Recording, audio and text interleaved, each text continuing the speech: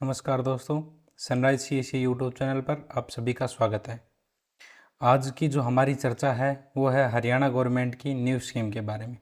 जैसे कि आप सभी थंबनेल देख पा रहे हैं, सबसे ऊपर मैंने हाईलाइट किया हुआ है हरियाणा गवर्नमेंट न्यू स्कीम, यानी कि हरियाणा गवर्नमेंट ने एक नई स्कीम लॉन्च करी है जिसके तहत वो छात्राओं को फ्री स्कूटी स्कीम देंगे। यानी कि इस स्कीम के तहत छात्राओं को फ्री में स्कूटी दी जाएगी। ठीक है, जो आपकी फ्री स्कूटी है वो इलेक्ट्रिक स्कूटी रहेगी। ठीक है, इसमें मैंने मेन चीज़ जो बताई हुई है वो सबसे पहले यही है, राज्य के किसी, राज्य का मतलब हरियाणा राज्य के किसी उच्च शिक्षण में, यानी कि जो आपकी हायर जो क्वालिफिकेशन होती है, जो आपका जैसे कि ग्रेजुएशन पोस्ट ग्रेजुएशन हो गया, उसके बारे में है। हरियाणा राज्य के किसी उच्च शिक्षण संस्थान या फिर कॉलेज में पढ़ाई कर रही छात्राओं के लिए फ्री स्कूटी स्कीम। आज मेनली हम इस योजना के बारे में चर्चा करेंगे। पिछले 2-3 दिन से इस पे बहुत सारी वीडियोज़ आई हैं यूट्यूब पे, तो उसमें कंप्लीट इन्फॉर्मेशन नहीं दी हुई है किसी ने भी, सभी ने बता रखा है कि फ्री स्कूटी स्कीम मिलेंगी। आज हम आपको इस वीडियो के माध्यम से बताएंगे कि ये जो फ्री स्कूटी स्कीम है ये किन कैंडिडेट के लिए है, कौन कौन इस योजना का अप्लाई कर सकता है, किस प्रकार इसका अप्लाई होगा और किस प्रकार आपको ये फ्री स्कूटी मिलेगी। ठीक है, तो सबसे पहले इस स्कीम के लिए हम चलते हैं अपने ब्राउज़र के ऊपर। तो सबसे पहले आपको जैसे कि होम पेज पे दिख रहा होगा लेबर डिपार्टमेंट हरियाणा, ऑफिशियल जो इसकी वेबसाइट है hrylabor.gov.in। तो इस इंटरफेस से बहुत सारे लोग समझ गए होंगे कि लेबर डिपार्टमेंट हरियाणा का मतलब ये हो गया कि जो रजिस्टर्ड मजदूर हैं, जिनकी आप लेबर कॉपी बोलते हो या फिर मजदूरी कॉपी भी इसको बोलते हैं हम, जिनकी वो कॉपी बनी हुई है लेबर डिपार्टमेंट हरियाणा, जो रजिस्टर्ड मजदूर जिनको बोला जाता है, वो पहले से ही लेबर डिपार्टमेंट में रजिस्टर्ड हैं, उनके लिए ये स्कीम है। ठीक है, जो पहले भी इसके अलावा भी लेबर डिपार्टमेंट की तरफ से बहुत सारी स्कीमें चली हुई हैं जिसमें हम अलग अलग समय पर उसका फ़ायदा लेते रहते हैं। जैसे ही आप इसको थोड़ा सा स्क्रॉल करेंगे तो इसमें देखिए सबसे नीचे आपके पास आया हुआ है, ये देख लीजिए यहाँ पे, आप एक बार मैं हाईलाइट कर देता हूँ, BOCW वेलफेयर स्कीम। ठीक है, इसमें जैसे आप रीड मोर पर क्लिक करेंगे, रीड मोर पर क्लिक करते ही आपके सामने ये स्कीमें आ जाएंगी। इसमें जैसे आप देखेंगे तो आपके सामने ये स्कीम आई हुई है, पंजीकृत निर्माण कर्मकार की पुत्री के लिए इलेक्ट्रिक स्कूटी की खरीद के लिए प्रोत्साहन। ठीक है, मेनली ये यही स्कीम है। जैसे आप इस स्कीम पे क्लिक करेंगे तो आपके सामने ये देखिए सबसे पहले ऊपर आपके पास आ गया है, थोड़ा सा स्क्रॉल में कर देता हूँ, स्कीम डिटेल, यहाँ पे जो स्कीम है उसकी डिटेल दर्शाई हुई है। इसमें देखिए पंजीकृत निर्माण कर्मकार की पुत्री के लिए इलेक्ट्रिक स्कूटी की खरीद के लिए प्रोत्साहन। तो सबसे पहले जो मेन बात है वो है पंजीकृत निर्माण कर्मकार कौन है। जो आपका हरियाणा लेबर वेलफेयर में जो कैंडिडेट जुड़े हुए हैं, जो रजिस्टर्ड मजदूर हैं, जिनकी कॉपी बनी हुई है, टाइम पे वो उस कॉपी को रिन्यू कराते हैं, और जो उसमें 90 दिन का कार्य चढ़ाना पड़ता है, एक साल में 90 दिन का आपका मजदूरी का कार्य उसमें दिखाना पड़ता है, जो कि डिपार्टमेंट वेरीफाई करता है, वो उसको समय समय पे करवा रहा है और उसकी कॉपी अप्रूव है, वही कैंडिडेट स्कीम के लिए अप्लाई कर सकता है। उसके अलावा जितने भी कैंडिडेट हैं वो स्कीम के लिए आवेदन नहीं कर सकते। अब बात आती है कि जिनके पास मजदूरी कॉपी बनी हुई है और अप्रूव है, उसको इस योजना के लिए किस प्रकार आवेदन करना है और क्या क्या इसकी शर्तें हैं, तो वो मैं आपको आगे बता देता हूँ। इसमें देखिए सबसे पहले इस योजना का उद्देश्य पंजीकृत निर्माण श्रमिक की पुत्री की उच्चतर शिक्षा प्राप्त करते हुए इसकी गतिशील को आसान बनाने के उद्देश्य से बोर्ड द्वारा 50,000 रुपये प्रोत्साहन राशि या वास्तविक एक्स शोरूम कीमत जो भी कम हो ₹1 के माध्यम से प्रदान की जाएगी। यानी कि सीधा सा मतलब ये है कि वो स्कूटी को आपको 50,000 रुपये देंगे।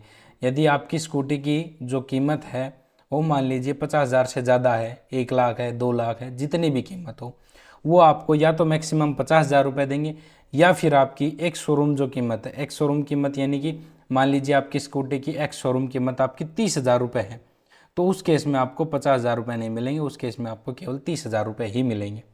यानी कि ज़्यादा से ज़्यादा आपके 50,000 रुपये हैं, तो जो आपकी एक शोरूम जो कीमत है स्कूटी की वो आपकी या तो 50,000 से ज़्यादा है तो उस केस में आपको 50,000 मिलेंगे, या फिर मान लीजिए आपकी स्कूटी की कीमत 1 लाख 2 लाख जो भी है तो उसमें आपके 50,000 रुपये मिलेंगे। ठीक है, मैक्सिमम आपके 50,000 रुपये हैं, इससे कम हो सकते हैं, इससे ज़्यादा नहीं होंगे। अब देख लीजिए आगे यहाँ पे शर्तों की बात आ गई है। प्रोत्साहन सहायता प्राप्त करने की शर्तें क्या क्या है। 1 वर्ष की नियमित सदस्यता एवं वेबसाइट पर उपलब्ध घोषणा पत्र पूर्ण रूप से भरकर अपलोड करना अनिवार्य है। 1 वर्ष की नियमित सदस्यता का मतलब ये है कि जो आपकी कॉपी है उसकी हर साल डेट रिन्यू होती है, उसमें आपको फीस कटानी पड़ती है, तो उसके आपकी 1 वर्ष की नियमित सदस्यता होनी चाहिए। दूसरा, पंजीकृत श्रमिक की पुत्री महाविद्यालय में नियमित रूप से उच्चतर शिक्षा प्राप्त कर रही है। इस संदर्भ में महाविद्यालय उच्च शिक्षा संस्थान के मुखिया द्वारा जारी किया गया प्रमाण पत्र, यानी कि जिस कॉलेज या जिस यूनिवर्सिटी में वह पढ़ रही है, कॉलेज और यूनिवर्सिटी आपका हरियाणा राज्य का ही होना चाहिए, उसका जो प्रिंसिपल है वो एक घोषणा पत्र जारी करेगा जिसमें उसकी डिटेल दी हुई होगी कि यह कैंडिडेट हमारे कॉलेज में या फिर हमारी यूनिवर्सिटी में इतने समय से पढ़ रहा है, या फिर उसके रोल नंबर वगैरह उसको वहाँ पे मेंशन करवाने पड़ेंगे।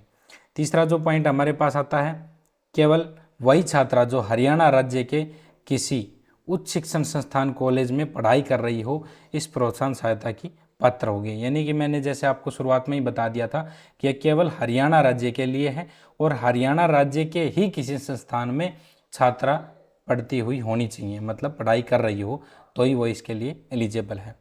अगला जो हमारा पॉइंट आता है, पॉइंट नंबर 4, श्रमिक की पुत्री आयु 18 वर्ष या इससे अधिक होनी चाहिए तथा शादीशुदा नहीं होनी चाहिए।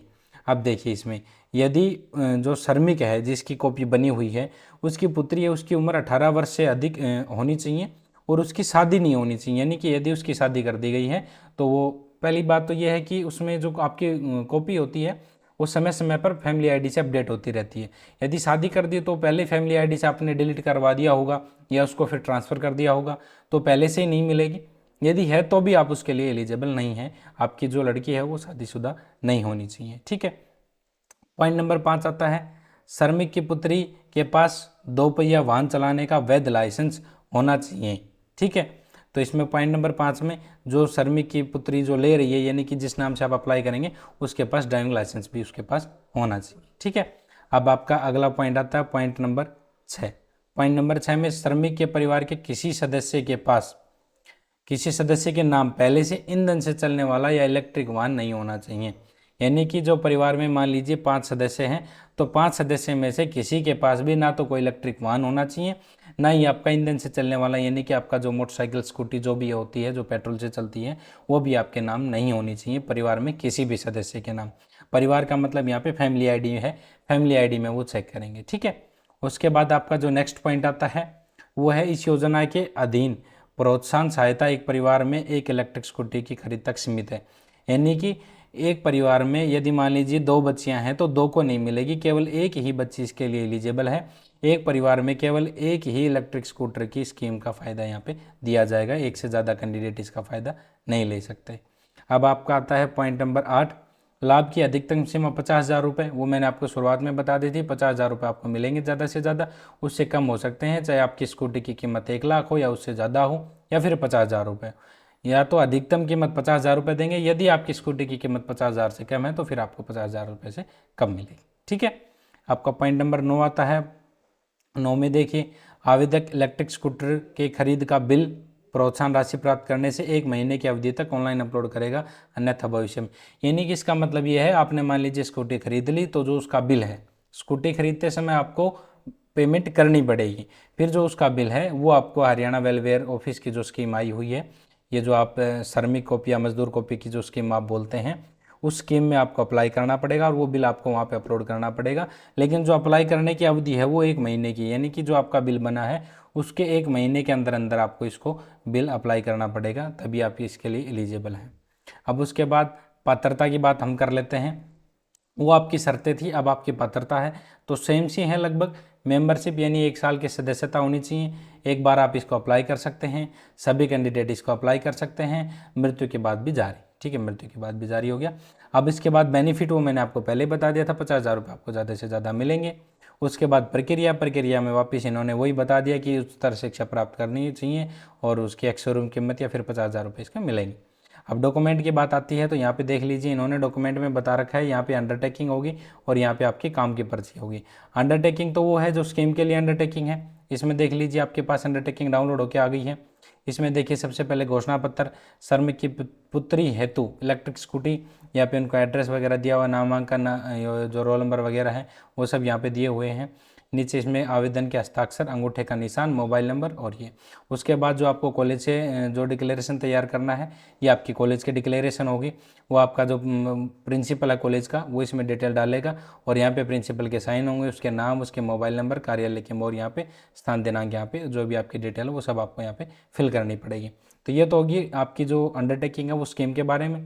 Download work slip. Work slip का मतलब ये है कि जो आपका 90 दिन में जो कार्य होता है, जो 90 दिन का कार्य आपको अप्रूव कराना पड़ता है।